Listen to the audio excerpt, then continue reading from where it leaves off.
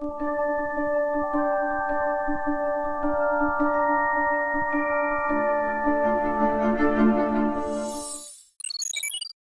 家好啊，歡迎嚟到今集從財經啊，我係林祖。咁我哋嘅頻道咧，同埋網站咧一樣嘅，除咗講經濟同埋講投資之外咧，仲會講下政治啊，同埋一啲社會議題嘅。因為呢幾樣嘢咧都係會互相影響噶嘛。咁今集咧就想同大家講下移民呢個問題嘅。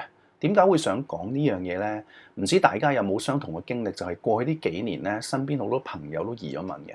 好似我咁啦，10個朋友入面咧有8個都走咗噶啦。咁最近又睇到好多新聞啦，就講呢個英國 BNO 5+1嘅問題啊，咁啊可能出現變卦，由呢個5+1咧就變成10+1，咁喺網上咧就引起咗好多關注嘅。咁另外啦，過去呢幾年咧都喺媒體上面咧睇到唔少移民遇到嘅問題嘅。好似2年前啦，就有一位咧移民咗英國嘅香港人媽媽啦，就係拍片大吐苦水啦，講到自己好唔適應啊，好慘啊，咁講到聲淚俱下都幾誇張嘅。一講到移民呢個問題咧，好多時都會變得好政治化嘅。其實都係一種對政治事件嘅歷史定性嘅一種爭論嚟嘅。我覺得本質上咧，其實就係香港內部政治鬥爭、政治角力嘅一種延續嚟嘅。咁對我嚟講，其實移民咧係一個好個人嘅決定嚟嘅。如果你純粹係跟潮流，覺得人哋移民我咪跟住做咯，唔獨立咁去思考嘅，咁其實我覺得係好容易做錯決定嘅。考慮移唔移民咧，我覺得有一個概念咧要搞得好清楚嘅，就係你個人對進步呢一樣嘢嘅理解啊。究竟喺你心目中乜嘢係進步，乜嘢係落後咧？嗱，呢樣嘢其實係冇絕對標準嘅。好似用冷氣機咁樣啦。如果喺環保角度嘅，有啲人可能覺得唔夠環保係落後喎。咁有啲人可能覺得可以超越環境對人嘅限制係一種進步嚟嘅。咁好似我咁有一個朋友移民咗英國嘅，咁啊因為安裝冷氣係好貴嘅，所以佢後尾又冇安到啦。咁佢覺得 OK，咁咪冇問題咯。咁但係有啲人可能會覺得冇冷氣用喎，係物質生活嘅一種退步嚟嘅。又例如好似教育咁啊，咁而家香港嘅好多中小學課程都融入咗一啲愛國啊、效忠自己國家嘅內容嘅。咁有啲人覺得係退步，咁有啲人覺得咧係進步。咁呢種咧就係屬於意識形態上面唔同嘅睇法咯。咁考慮移唔移民咧，我哋真係要問下自己，你對進步嘅概念係屬於邊一種？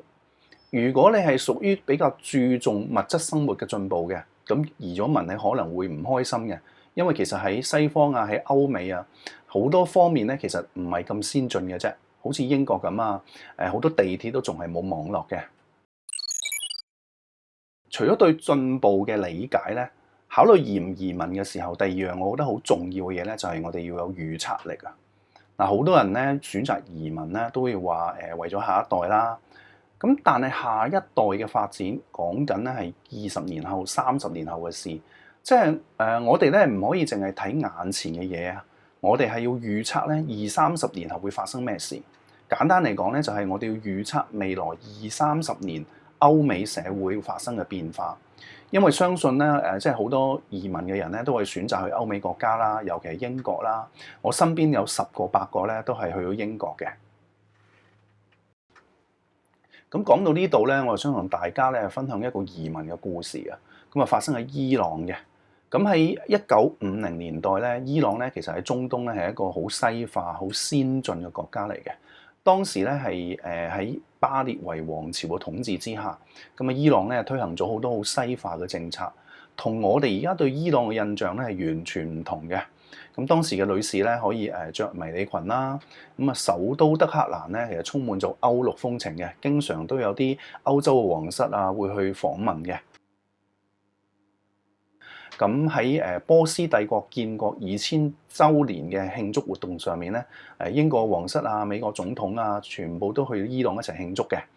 咁當時伊朗咧就係好多中亞嘅人啦、中東嘅人啦，好嚮往嘅移民國家嚟嘅。咁當年嘅伊朗咧就有一個好出名嘅女歌手啦，就叫做阿塔辛嘅。咁3歲嗰陣時咧，佢嘅父母帶住佢咧由阿塞拜疆咧就移民咗去伊朗嘅。咁後來成為童星啦，咁啊事業都發展係一帆風順嘅，成為伊朗同埋成為中東嘅一個好出名嘅女歌手，咁啊攞咗好多音樂獎項嘅，包括呢一啲歐洲國家咧都頒獎俾佢嘅。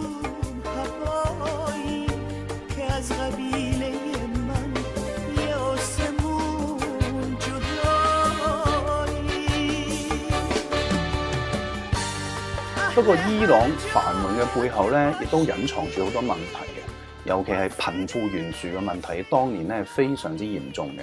咁所以咧就助長咗回教原教旨主義嘅興起啊。咁結果咧就喺1970年代尾咧爆發咗一場咧伊斯蘭革命啊。咁啊推翻咗皇室，推翻咗巴列維王朝。咁跟住之後咧，伊朗咧就實施咗好嚴格嘅宗教法律啦。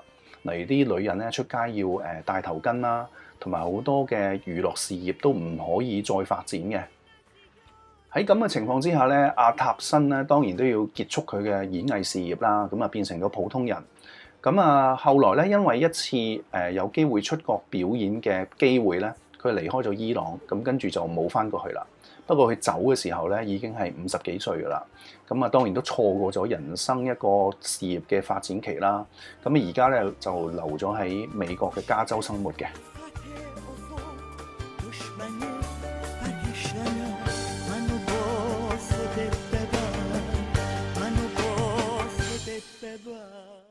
從阿塔辛嘅故事咧，我哋可以睇到咧一個國家嘅變化咧係點樣去影響一個人嘅命運嘅。咁啊，其實我覺得佢都幾好彩嘅，因為伊朗伊斯蘭革命之後咧，其實新政府咧都算係包容，亦都算係寬容嘅。如果好似好多年前阿富汗嘅塔利班掌權之後，咁樣採取嗰啲咁激進嘅回教嘅法律嘅話咧，咁我諗佢嘅命運都會好慘嘅。其實，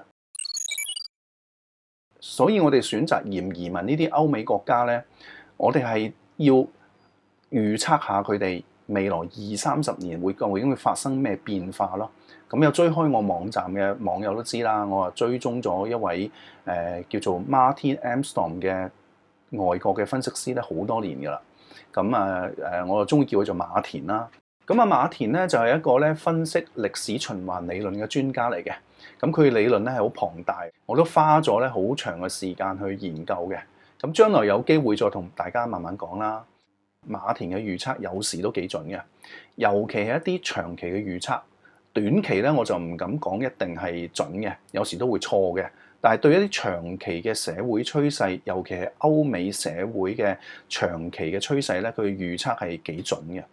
好似疫情之後嘅大通脹啦，俄烏戰爭啦，馬田咧係好幾年前咧就已經有提出警告㗎啦。咁對於歐美未來20-30年嘅發展咧，其實馬田都幾悲觀嘅。咁喺佢嘅理論入面咧，就有講到咧，其實成個西方歐美嘅文明咧，到咗2032年咧，就係一個歷史嘅大頂啊。咁之後咧就會出現一個長期嘅衰落嘅。通脹會加劇啦，個社會嘅矛盾、社會嘅衝突亦都會好嚴重嘅。仲要面對咧就係國家嘅債務危機同埋財政危機。所以對呢幾年歐美社會嗰個發展嗰個變化咧，其實我自己一啲都唔奇怪嘅。因為我經常有睇下馬田啊嘛。咁其中有一樣我哋可以好明顯咁樣感受到嘅話咧，你會發現咧就係嗰個極右或者右派嘅勢力咧係興起嘅。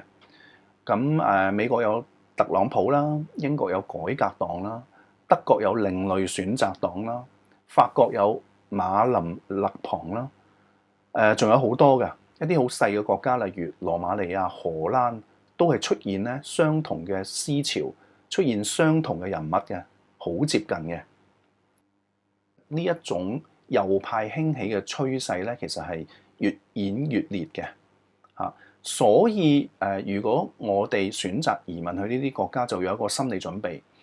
下一代咧，將來係要面對呢一種極右嘅思潮嘅嚇。呢一種極右嘅思潮咧，係好注重本土嘅利益啦，係一種簡單講就係一種本土嘅利己主義啊，應該咁樣講。